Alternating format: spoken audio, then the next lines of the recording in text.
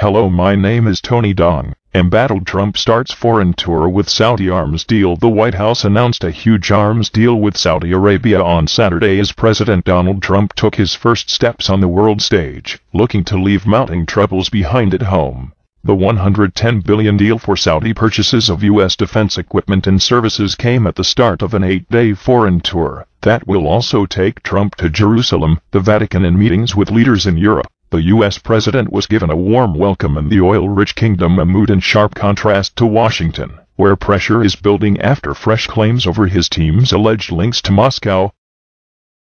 Air Force One had barely taken off when it was announced late on Friday that James Comey, the former FBI chief fired by Trump, had agreed to testify publicly about Russian interference in the U.S. elections. Reports also emerged that Trump had called Comey a nutjob, and that the FBI had identified a senior White House official as a significant person of interest in its probe of Russian meddling. The President and First Lady Melania Trump were welcomed by Saudi King Salman as they disembarked at King Khalid International Airport in Riyadh on Saturday morning. Trump and his wife, who dressed conservatively in black but did not cover her hair as Saudi women are required to do, walked side by side to the tarmac, where they both shook hands with the 81-year-old king. Coffee ceremony. Trump and his entourage were brought to the royal court, where the president was awarded the collar of Abdulaziz Al Saud, Saudi Arabia's highest civilian honor. The arms sale agreement was just one of a series of deals to be announced during the visit, with U.S. conglomerate General Electric saying it had also signed agreements and memorandums of understanding worth $15 billion.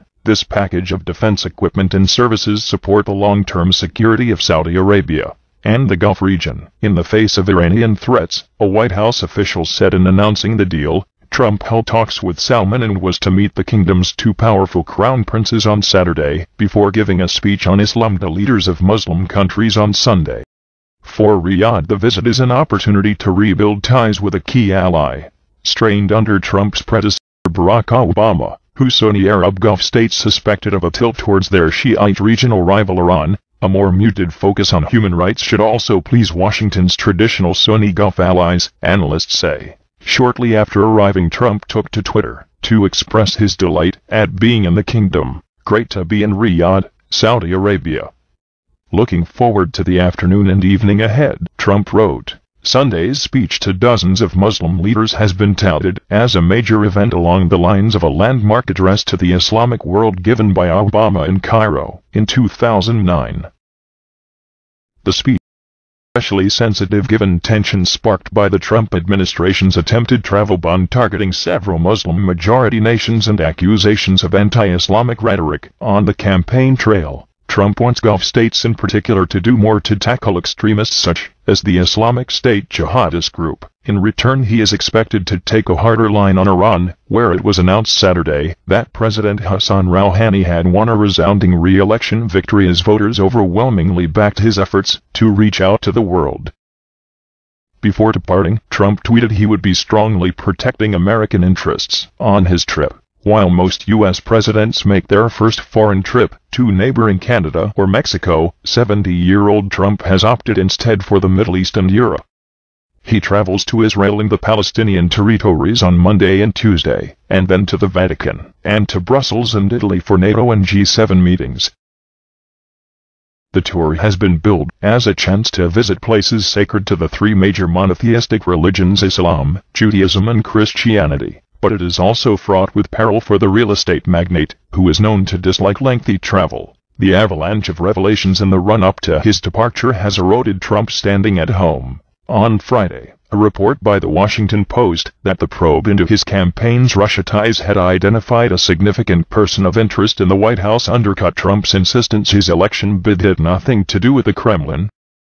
The White House was rocked by another bombshell when reports emerged that Trump said his firing of nutjob Comey had relieved great pressure on him due to the investigation. The scandals have revived questions about his ability to strike a presidential tone with his foreign counterparts. The first leg of the trip is likely to be the easiest. Saudi leaders are keen to work with an administration they see as more in line with their goals. The normally austere kingdom put on a major display for the visit, with the streets of Riyadh lined with U.S. and Saudi flags, and billboards featuring Trump and King Salman. the next leg in Israel be more complicated, despite the history of warm ties between Trump and Prime Minister Benjamin Netanyahu.